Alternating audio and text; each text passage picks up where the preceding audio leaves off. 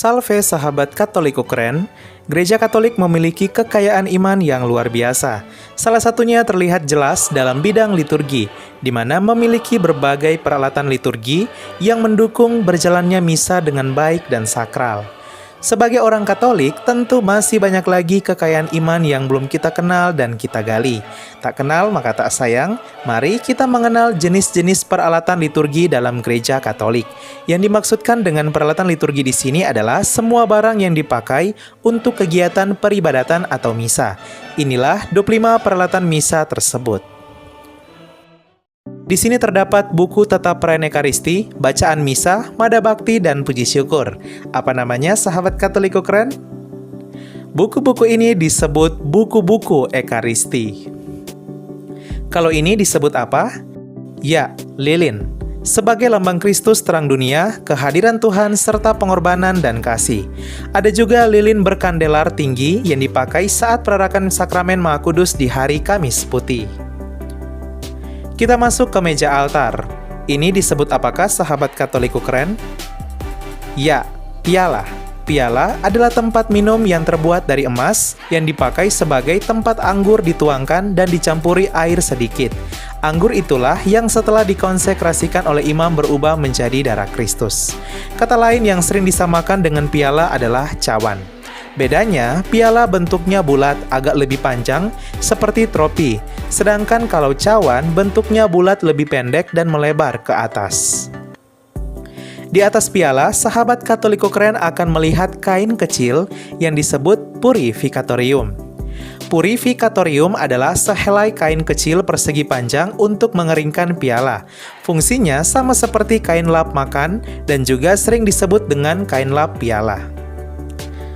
Di atas purificatorium terdapat sebuah benda kecil yang disebut sendok kecil. Berfungsi untuk mencampurkan air sedikit ke dalam piala berisi anggur. Karena air yang dibutuhkan hanya sedikit, maka sendoknya pun juga kecil.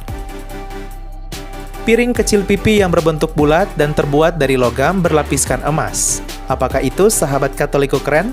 Namanya patena. Patena dipakai untuk meletakkan hosti besar. Di atas patena, pasti sahabat Katolikku keren pernah melihat sebuah kain linen yang dikeraskan berbentuk kotak. Nah, ini disebut dengan pala. Pala berfungsi untuk menutup piala dan patena. Yang terakhir, setelah pala, terdapat sebuah kain segi empat yang dibentangkan di atas meja altar. Apa namanya? Ya, disebut dengan korporal. Fungsinya sebagai alas untuk piala, sibori, dan bahan persembahan.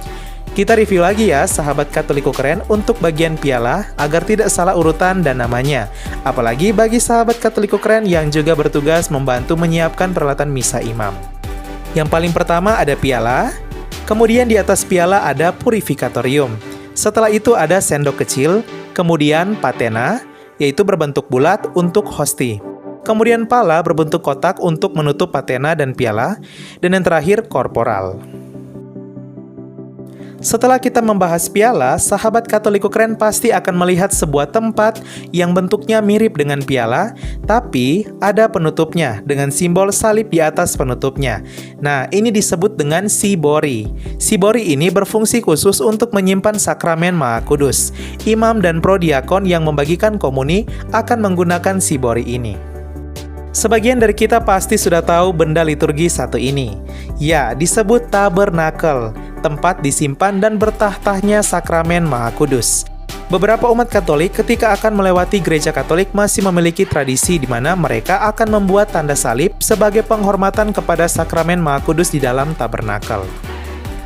Kain yang dipakai untuk menudungi sibori yang terdapat sakramen Maha Kudus dan disimpan dalam tabernakel disebut velum.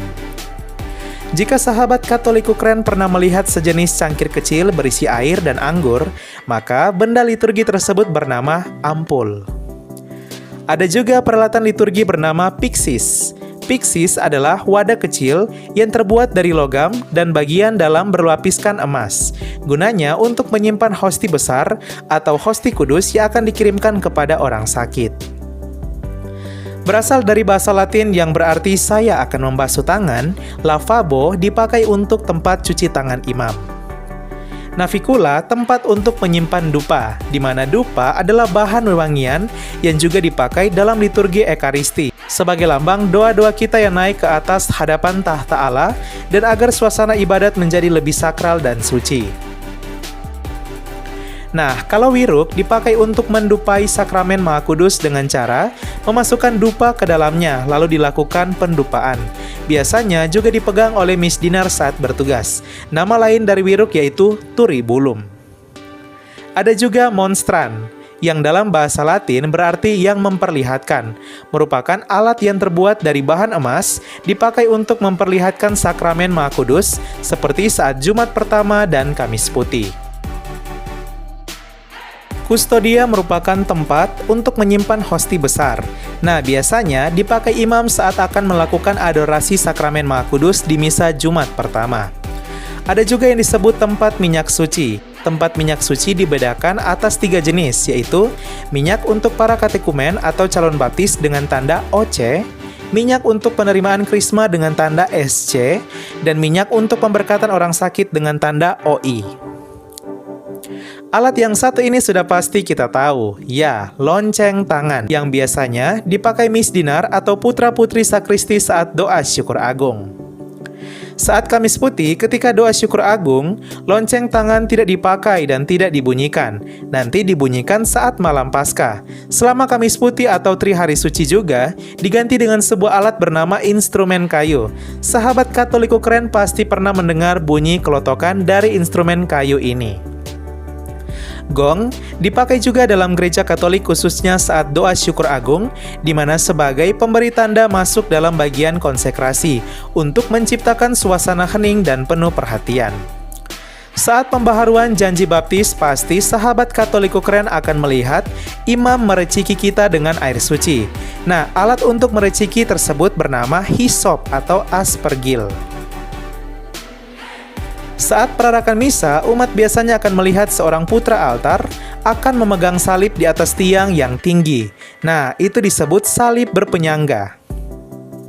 Jika sahabat Katoliku keren melihat di bagian samping meja altar terdapat sebuah meja kecil, nah itu bernama meja credence yang dipakai untuk meletakkan berbagai kebutuhan peralatan misa seperti piala dan sibori. Ya, sahabat Katoliku keren, itulah dia 25 peralatan liturgi dalam gereja Katolik khususnya yang dipakai dalam misa. Masih banyak lagi peralatan liturgi yang menjadi kekayaan liturgi gereja kita. Semoga video ini bermanfaat agar kita semakin mengenal gereja kita lebih dekat. Dan jangan lupa tonton video bagian kedua dan ketiga ya, di mana kita akan membahas khusus pakaian liturgi dan warna liturgi. Sekian dan terima kasih Katoliku keren.